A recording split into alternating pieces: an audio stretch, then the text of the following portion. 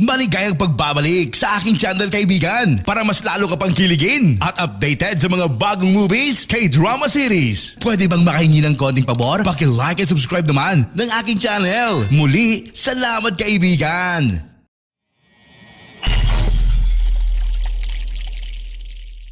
Nagsisimula ang pelikula sa pamamagitan ng pagpapakita ng kultura ng online na mundo, kung saan ang lahat ay ganap na katutok sa kanilang mga telepono. Sa gitna ng lahat ng ito, isang binata na si Lee na gumagamit ng isang online shopping site na pinangalanang Target. Ang site na ito ay isang platform kung saan ang mga segunda manong produkto ay kinakalakal. Tinext niya ang address niya sa isang babaeng tindera. Kahit hindi niya ito personal na kilala, ay plano pala ng lalaki na ibenta ang kanyang lumang laptop. Ang eksena pagkatapos ay lumipat kay So-hyun na siyang manager ng opisina sa isang business firm. Pinagsabihan niya ang kanyang mga empleyado dahil sa hindi nila nagawa kanilang trabaho. Dahil dito si So-hyun ay napapagalitan din ng kanyang amo at hinihiling sa kanya na gawin ang trabaho ng mga trabahador. Sa oras ng tanghalian, si So-hyun ay nangkwento tungkol sa kanyang sirang washing machine sa kanyang kasamahan na si Doljo. Dahil siya ay kasalukuyang nahihirapan sa financial, inirerekomenda ni Doljo ang Target na site sa pamamagitan ng online platform na makakabili siya ng second-hand washing machine sa mababang presyo.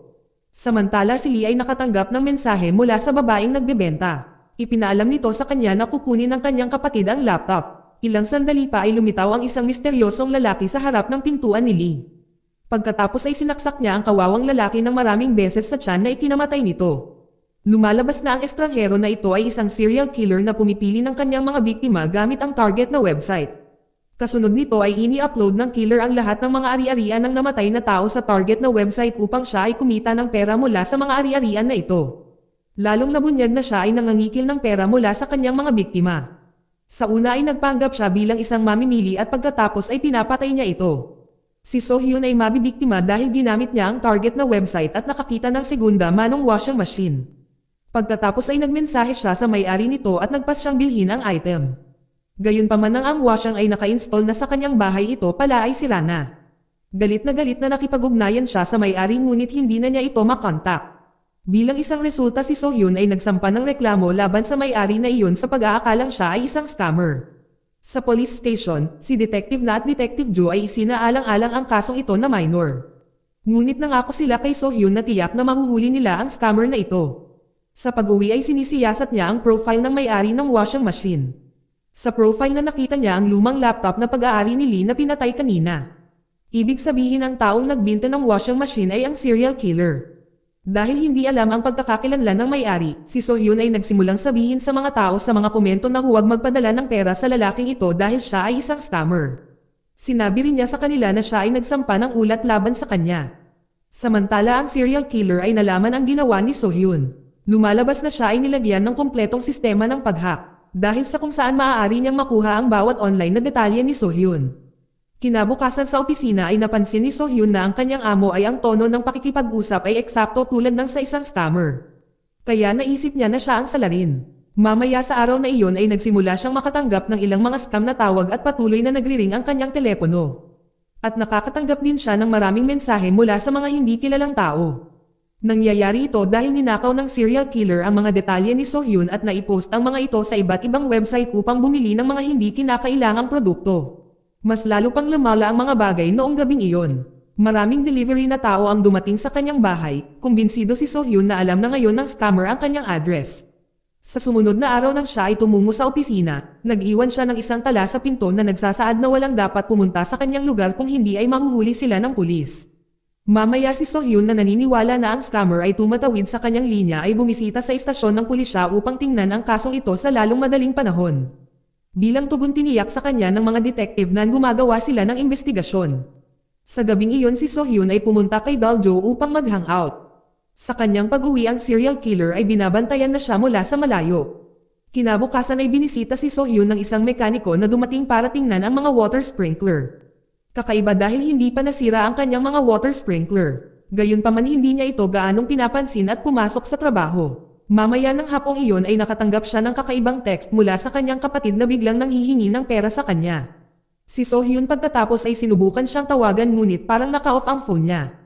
Ibig sabihin, ang serial killer ay nagpapanggap bilang kanyang kapatid para humingi ng pera. Nang gabing iyon ay may narinig siyang ingay sa pinto at nang tingnan niya, ang electric lock ay automatikong bumukas. Ang isang lalaki tapos biglang sumulpot sa harap ng kanyang pinto at nagtanong kung siya ba ang babaeng binayaran niya ng pera para maging intimate. Mabilis na napagtanto ni So-hyun na nahack ng scammer ang kanyang electric lock at ngayon ay nagpapadala ng mga random na lalaki sa kanyang bahay upang maging intimate. Tumawag siya ng mga detective dahil siya ay natatakot sa lalaki. Ilang sandali pa ay nakatanggap si So-hyun ng mensahe mula sa hindi kilalang numero na nagsasabing, pupuntahan kita para makita sa loob ng 5 minuto. Sa takot na nawalan siya ng kamalayan. At nagtakda ng timer sa loob ng 5 minuto. Sa sandaling matapos ang timer ay automatikong bumukas ang pinto. Muli at dumating ang isa pang lalaki sa harap ng kanyang apartment. Ngunit bago mangyari ang anumang masamang mangyari ay dumating si Detective Ju sa tamang oras upang arestuhin ang lalaking iyon. Kinabukasan gayunpaman ay napag-alaman na dumating din ang lalaki upang makipagtalik kay So-hyun. Binigyan siya ng address ng ilang hindi kilalang lalaki. Noong gabing iyon ang serial killer ay nagbanta kay So-hyun na nagsasabi sa kanya na ang kanyang kamatayan ay nalalapit na. Siya ay naiinip na ngayon sa pakikipaglaro sa kanya. Takot na takot si So-hyun ay agad na ipinaalam sa mga pulis ang tungkol dito. Pagkatapos ng masusing pagsisiyasat sa wakas ay nahanap ng mga detective ang lungga ng scammer. Doon walang mga gamit maliban sa isang deep freezer sa sulok. Nang buksan ito ng mga detective ay naiwan sila sa sobrang gulat na natuklasan nila ang bangkay ni Lee, na ang ibig sabihin na ito talaga ang bahay ng salarin. Ngayon sa wakas ay alam na ng lahat na ito ay isang seryosong kaso at ang sospek ay isang serial killer. Samantala, napag-alaman na ang taong dumating upang ayusin ang mga sprinkler ng tubig sa lugar ni So-hyun ay talagang ang mamamatay tao na nilagyan niya ng kamera sa loob ng sprinkler upang bantayan si So-hyun. Sa gabi, pakiramdam ni So-hyun na mayroong pumasok sa kanyang apartment. Kaya sinuri niya ito ng mabuti subalit walang tao. Kinabukasan ay sinundan ng serial killer si So-hyun sa kanyang tahanan, nang dumating ang kanyang amo upang bisitahin siya ay tumanggi siyang papasukin. Dahil naniniwala siyang maaaring siya ang scammer. Sa kabila nito nagpupumilit ang kanyang boss na tila lasing na gustong pumasok. Sa takot na isinara ni So-hyun ang pinto na nasugatan ang kamay ng kanyang boss. Maya-maya ay nakita niyang nagkalat ang mga gamit niya sa banyo, para bang may bagong ligo. Nakahanap din siya ng pagkain nakakalat sa kusina na nagpapahiwatig na may nagluto dito.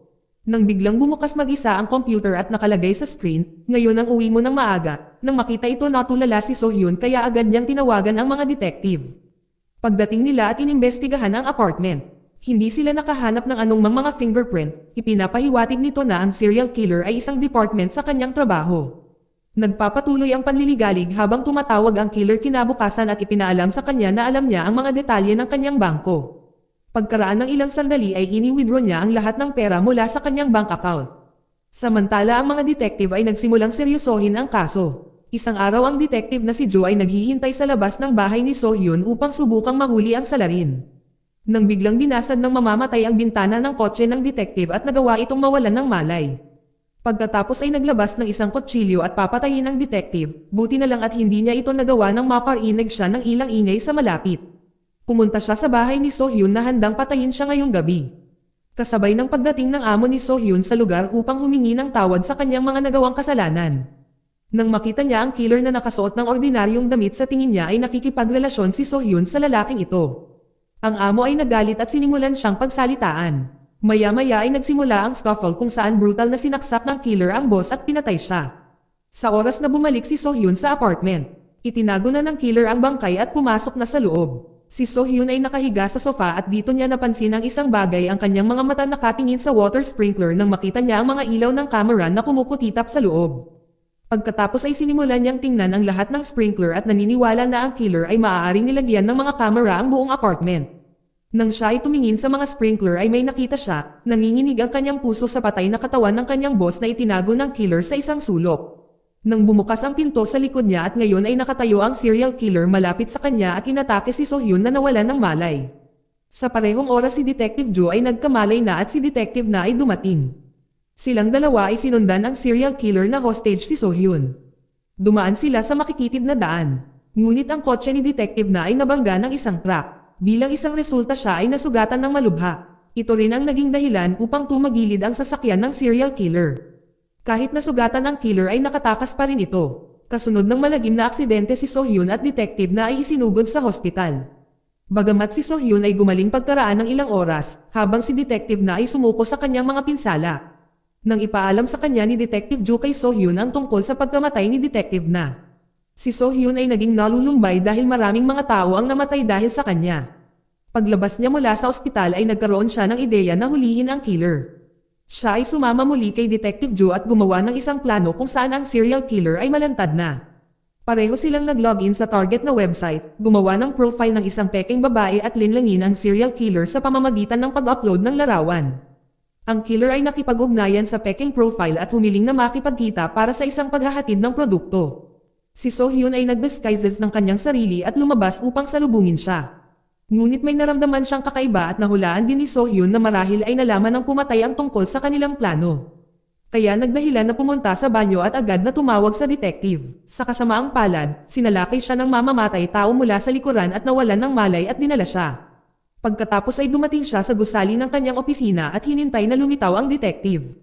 Pagkaraan ng ilang oras nang mabawi ni So-hyun ang kanyang kamalayan. Nagawa niyang magkulong sa balkonahe pagkatapos ay tumawag siya kay Detective Joe at ibinalita sa kanya ang tungkol sa kanyang kalagayan. Nang biglang inabot siya ng killer sa pamamagitan ng pagbasag ng bintana gamit ang palakol. Nang papatayin na niya si So-hyun, ang detective na si Joe ay dumating sa pinangyarihan at nagsimulang makipag-away sa killer.